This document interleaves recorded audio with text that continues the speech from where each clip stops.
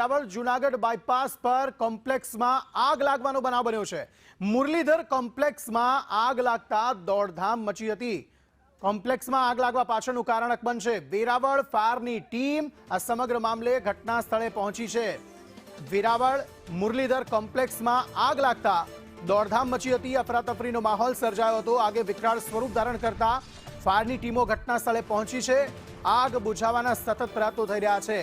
આગ એટલી વિકરાળ છે કે તેના ધુમાડાના ગોટે ગોટા અનેકો કિલોમીટર સુધી દેખાઈ રહ્યા છે। આસપાસ ધુમાડાના કારણે શ્વાસ લેવામાં તકલીફ પડી રહી છે।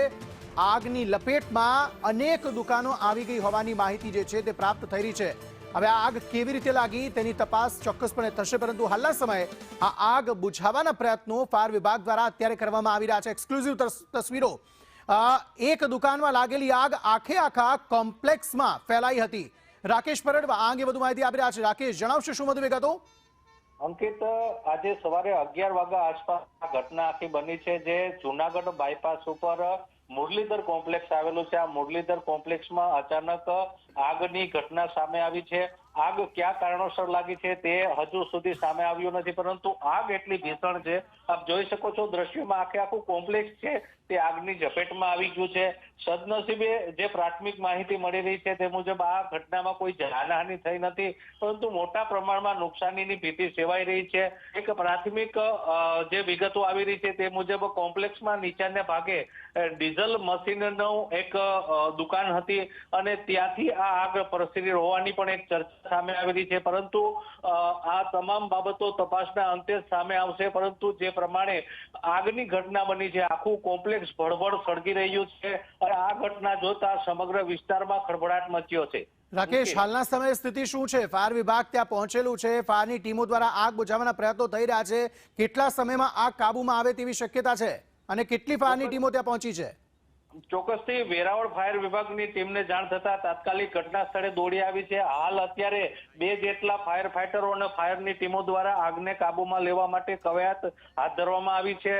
જે આગની સ્થિતિ જોઈ રહ્યા છે તે પ્રમાણે ભીષણ આગ છે, આખું કોમ્પ્લેક્સ આગની ઝપેટમાં આવી ગયું છે, એટલે કહી શકાય કે બહુ લાંબો સમય આગને કાબુમાં લેવા થઈ શકે, પરંતુ જે પ્રકારે આગ લાગી છે અને તંત્ર પણ દોડતું થયું છે, ત્યારે જોવાનું રહે છે કે આગળ શું સામે આવે છે। રાકેશ, કોઈ જાનહાનિ નથી થઈ તેવી શ્યોરિટી કેવી રીતે? કારણ કે આટલું મોટું કોમ્પ્લેક્સ છે, કોઈ એક દુકાનમાં કોઈ એક વ્યક્તિ તો હશે જ।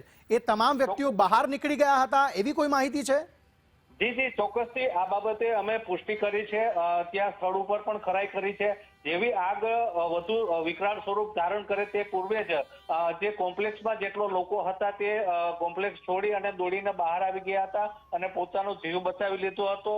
અને જે પ્રમાણે માહિતી મળી રહી છે, કોમ્પ્લેક્સમાં ખરાઈ કરી છે। હાલ સુધી કોઈ કોમ્પ્લેક્સમાં રહ્યું નથી અને કોઈ જાનહાનિની વિગત હજુ સુધી સામે આવી નથી।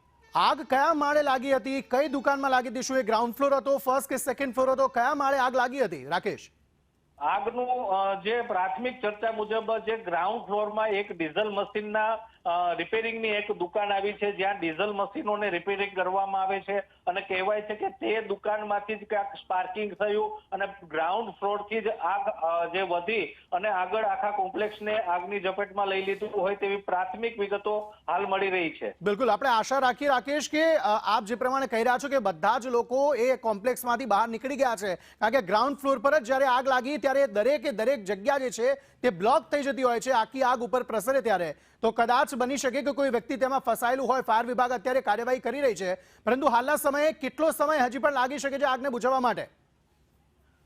ચોક્કસ કોઈ સમય આપી ન શકાય, પરંતુ જે ફાયર વિભાગની ટીમ છે તેના દ્વારા હાલ સતત જહેમત ઉઠાવવામાં આવી રહી છે। સંભવત એકાદ કલાક અથવા અડધા કલાકના સમયગાળામાં આગ ઉપર કાબુ મેળવી શકાય। ફાયરના સાધનો વિશે કઈ જાણકારી મળી છે ખરી? કારણ કે ગ્રાઉન્ડ ફ્લોર પર જો એ મશીન હતું તો શું એ દુકાનમાં ફાયરના સાધનો હતા કે ન હતા તેની કોઈ વિગતો? શું એ આગ પ્રારંભિક રીતે જ્યારે લાગી ત્યારે તેને બુઝાવવાના પ્રયત્નો થયા હતા ખરા? હાલના તબક્કે આવી કોઈ માહિતી મળી નથી રહી હતી, પરંતુ જે પ્રકારે વેરાવળ પાટણ શહેરમાં જે બહુમાળી કોમ્પ્લેક્સો બની રહ્યા છે, તમામ નીતિ નિયમોની વિરુદ્ધ બની રહ્યા છે, આ કોમ્પ્લેક્સમાં પણ ફાયરની કોઈ પણ સુવિધા ઉપલબ્ધ હોય તેવું હાલ કોઈ સામે આવ્યું નથી.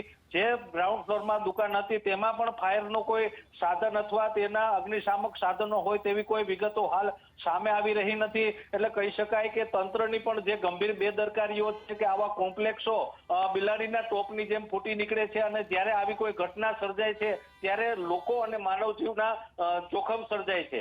જી રાકેશ, આભાર સમગ્ર માહિતી આપવા માટે.